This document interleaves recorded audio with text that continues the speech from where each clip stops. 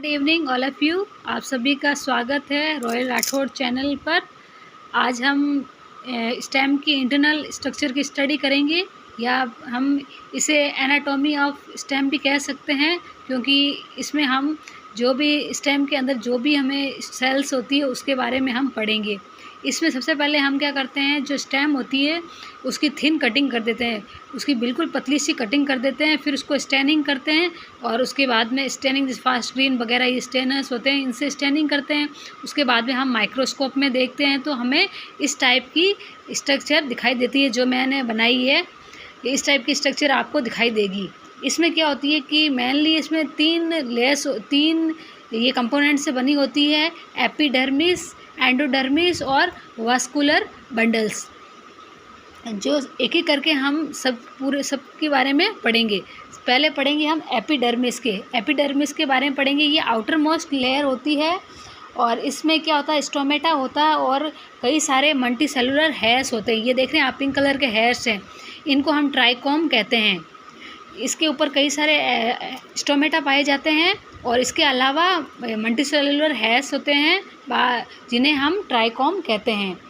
और इसमें जो सेल्स होते हैं वो कॉम्पैक्टली अरेंज्ड होते हैं, मतलब एकदम टाइटली अरेंज्ड होंगे, इनके बीच इंट्रासेलुलर स्पेसेस नहीं पाया जाता है। इसका फंक्शन क्या है, एपिडर्मिस का क्या फंक्शन है कि ये क्या होती है, ये ट्रांसपिरेशन की जो रेट होती है उसको कम करती है, मिनिमाइज़ करती है, और जो अंदर के टिश्यू होते हैं उन्हें प्रोटेक्ट करती है। मैकेनिकल इंजरी हो जाती है उससे उन्हें प्रोटेक्ट करती है। इसके अलावा ये क्या करती है कि जो कुछ हार्मफुल ऑर्गेनिज्म होते हैं जो ये इसके अंदर स्टेम की सेल्स के अंदर आ जाते हैं और सेल्स को डिस्ट्रॉय कर देते हैं, तो ये क्या करती है, उनकी एंट्री को प्रिवेंट करती है, उनको एंटर नहीं होने देती है ये एपिडर्मिस। और इसके अलावा ये जो एक्सचेंजेस होते हैं, गैसेस के एक्सचेंजेस होते हैं थ्रू स्टोमेटा, ये भी एपिडर्मिस में ही होते हैं, क्योंकि एपिडर्मिस के ऊपर स्टोमेटा लगे होते हैं और स्टोमेटा का फंक्शन होता है गैसेस के एक्सचेंज करने में। अब हम पढ़ेंगे कोटेक्स। ये पैरेन्काइमा, कोलेनकाइमा, ये जो आपको दिख रहे हैं कि बाहर की तो एपिडर्मिस थी, इसके बाद में जो इसके जस्ट एपिडर्मिस के पास जो ये ऑरेंज कलर का आपको पोर्शन दिख रहा है ये कोलेनकाइमा है। इसके थोड़ा सा आगे जो ये वाइट क्रीम पोर्शन दिख रहा है वो पैरेन्काइमा है। कोलेनकाइमा पैरेन्काइमा मिलकर कोटेक्स बनाते हैं। इस एरिया को हम क्या बोलते हैं, कोटेक्स बोलते हैं।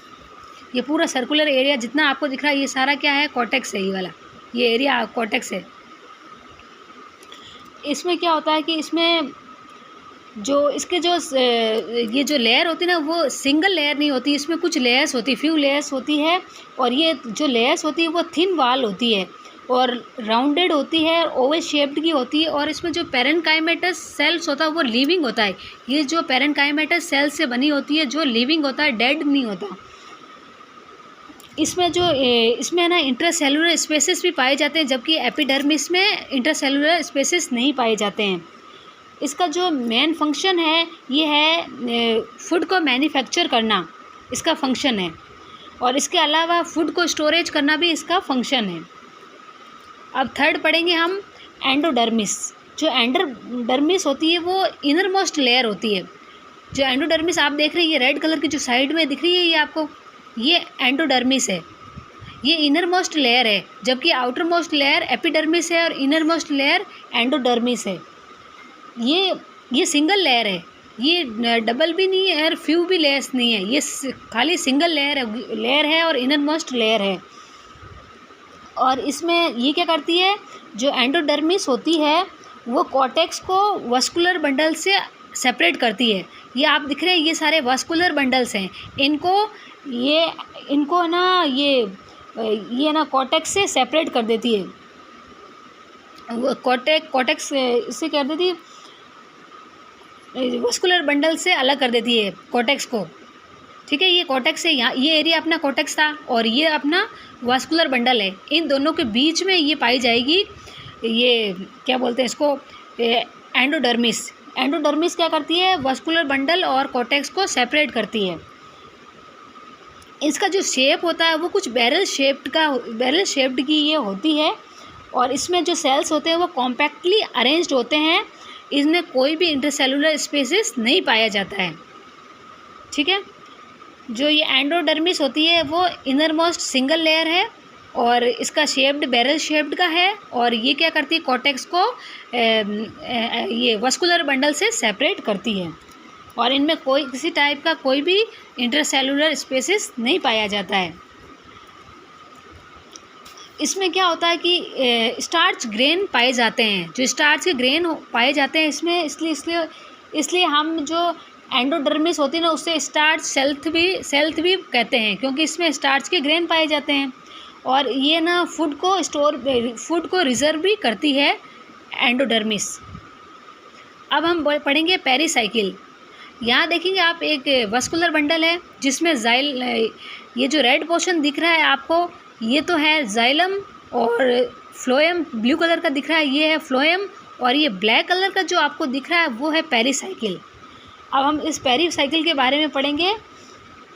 पेरिसाइकिल क्या होती है कि ये एंडोडर्मिस और वस्कुलर बंडल को इनके बीच में पाई जाती है। जैसे आप देखते हैं कि एंडोडर्मिस तो ये रेड कलर वाली एंडोडर्मिस थी और ये वाला वस्कुलर बंडल है, जाइलम फ्लोएम मिलकर वस्कुलेंडर बंडल बनाते हैं। इन दोनों के बीच में ये जो लेयर्स पाई जाएगी उसे बोलते हैं पेरिसाइकिल। ये जनरली स्केलर काइमेटस और पैरेनकाइमेटस सेल से बनी होती है। और अब हम क्या करेंगे, वस्कुलर बंडल के बारे में पढ़ेंगे। जो ये वस्कुलर बंडल्स होते हैं वो रिंग्स में अरेंज्ड होते हैं और सेंट्रल पिथ इसे कहते हैं। जो आपको वाइट पोर्शन, ये खाली पोर्शन दिख रहा है उसे पिथ बोलते हैं। ये पिथ के साइड में एक रिंग के फॉर्म में अरेंज्ड रहते हैं ये। और ये जो पेरिसाइकिल है उसके जस्ट अंदर की साइड रहते हैं। पेरिसाइकिल ये है, इसके अंदर की साइड में वस्कुलर बंडल पाए जाते हैं या प्रेजेंट रहते हैं। ये जो वास्कुलर बंडल होते हैं वो कॉन्जॉइंट होते हैं, कोलेटरल होते हैं और ओपन होते हैं और इनका शेप वेज शेप का होता है। इसमें जो ये बंडल्स की जो साइज़ है वो वेरी करती है स्पीसीज़ टू स्पीसीज़। हर स्पीसीज़ में ये अलग अलग पाई जाती है।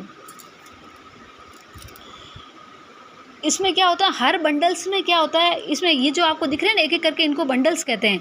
इन बंडल्स में क्या होता है, ये बंडल किससे बने होते हैं, ये जाइलम और फ्लोएम से बने होते हैं। जाइलम होता है वो ये पिथ के साइड में होता है इसका फेस, और जो फ्लोएम होते हैं वो पेरिफेरल साइड में होता है। जो जाइलम होगा ये टूवर्ड्स पिथ होता है और फ्लोएम होता है जो पेरिफेरल साइड्स में होगा, बाहर की साइड में होगा। और इन दोनों के बीच में ये जाइलम और फ्लोएम आपको दिख रहा है, रेड कलर का जाइलम है, ब्लू कलर का फ्लोएम है, उसके बीच में ये ब्लैक रंग की जो रिंग दिख रही है ना उसे हम बोलते हैं कैम्बियम रिंग। ये कैम्बियम है जो कि इन जाइलम और फ्लोएम के बीच में रहती है, प्रेजेंट रहती है। अब हम जाइलम के बारे में पढ़ेंगे। तो जाइलम होता है जो लाइज टूवर्ड्स द पिथ, ये पिथ के साइड में जाइलम प्रेजेंट रहता है और ये tracheids, vessels, xylem parenchyma, xylem fibre से बना होता है। ट्रैकिड्स, वेसल्स, जाइलम पैरेन्काइमा और जाइलम फाइबर से जाइलम बना होता है। अब हम फ्लोएम की बात करेंगे। जो फ्लोएम होता है वो टूवर्ड्स पेरिफेरल साइड, ये जो पेरिफेरल साइड ये बाहर की साइड होती है उस साइड ये फ्लोएम प्रेजेंट होता है। और ये किन किन एलिमेंट से बना होता है, इसमें सीव ट्यूब्स होती है, कंपेनियन सेल, फ्लोएम, पैरेन्काइमा, ये इसके एलिमेंट्स हैं जिनसे ये बना होता है। Sieve tube, companion cell, phloem, parenchyma. ये फूड को कंडक्ट करता है। जो प्लांट में जो फूड का जो ट्रांसपोर्टेशन होता है वो फ्लोएम करता है, जबकि वाटर, न्यूट्रिएंट वगैरह का जो ट्रांसपोर्टेशन होता है वो जाइलम करता है। अब हम कैम्बियम के बारे में पढ़ेंगे। हमने जो ये रिंग पढ़ी थी, सर्कुलर रिंग, जो जाइलम और फ्लोएम के बीच में प्रेजेंट रहती है, उसे कैम्बियम रिंग कहते हैं। ये एक टाइप की नैरो स्ट्रिप है, मतलब पतली सी स्ट्रिप है और ये मेरिस्मेटिक सेल से बनी होती है। ये पतली स्ट्रिप है जो मेरिस्मेटिक सेल से बनी होती है। इसमें बड़े बड़े न्यूक्लियाई प्रेजेंट होते हैं और साइटोप्लाज्म होता है। और इस टाइप की जो कैम्बियम होती है उसे फेसिकुलर कैम्बियम कहते हैं, जिसमें न्यूक्लियाई हो और साइटोप्लाज्म होता है, उसे फेसिकुलर कैम्बियम कहते हैं इस टाइप की कैम्बियम को। और ये रेस्पॉन्सिबल है सेकेंडरी ग्रोथ के लिए। सेकेंडरी ग्रोथ के लिए रेस्पॉन्सिबल होती है कैम्बियम। इसके अलावा हम पित्त की बात करेंगे। जो ये सेंटर में जो पोर्शन, खाली पोर्शन दिखाई दे रहा है, उसको हम बोलते हैं पित्त। ये वाला पोर्शन को पित्त कहते हैं। जो पित्त होता है वो सेंट्रल पोर्शन होता है स्टेम की, उसको ऑक्यूपाइज करके रखता है। इसके जो वाल होती है वो थिन होती है और पैरेनकाइमेटस सेल्स की बनी होती है। इसकी जो वाल्स है वो पतली होगी और कौन से सेल से बनी होगी? पैरेनकाइमेटस सेल से बनी होगी। इसके जो सेल्स होते हैं वो राउंडेड, जो इसके जो सेल्स इसमें पाए जाते हैं ना, वो राउंडेड पाए जाते हैं और पॉलीगोनल शेप्ड के होते हैं। इसमें स्पेस हो भी सकता है और विदाउट इंटरसेलुलर स्पेस भी ये हो सकती है। जो ये इस रीजन में, जो पित्त का रीजन है, इसमें फूड स्टोर होता है। ये था, आपने पित्त के बारे में पढ़ा है। अब हम मेडुलरी रेस के बारे में पढ़ेंगे। मेडुलरी रेस होती है ये जो दो वस्कुलर बंडल पाए जाते हैं, उनके बीच में ये जो जगह आपको दिख रही है ना, ये मेडुलरी रेस कहते हैं। ये मेडुलरी रेस होती है वो थिन वाल रेडियली इलोंगेटेड पैरेनकाइमेटस सेल्स होती है। मतलब इसकी जो वाल्स होगी वो थिन वाल होगी और ये रेडियली इलोंगेटेड होगी। और कौन से टाइप की सेल से बनी होगी? ये पैरेनकाइमेटस सेल से बनी होती है और ये वस्कुलर बंडल्स के बीच में प्रेजेंट रहती है। ये आप देख रहे होंगे पास से, ये दो वस्कुलर बंडल हैं, इसके बीच में जो प्रेजेंट है वो मेडुलरी रे है। और ये फूड को स्टोर करने में हेल्प करती है और इंटरनल लोकेशन, जो वाटर का जो लोकेशन होता है, इंटरलोकेशन ऑफ वाटर, उसमें भी ये हेल्प करती है। आज हमने ये इंटरनल स्ट्रक्चर, स्टेम का जो इंटरनल स्ट्रक्चर था वो कंप्लीट हो गया है। कल हम नया टॉपिक शुरू करेंगे। कुछ ये प्लांट्स का ही कुछ पार्ट्स होंगे, उसके बारे में डिस्कस करेंगे। Thank you for watching. Like and subscribe my channel.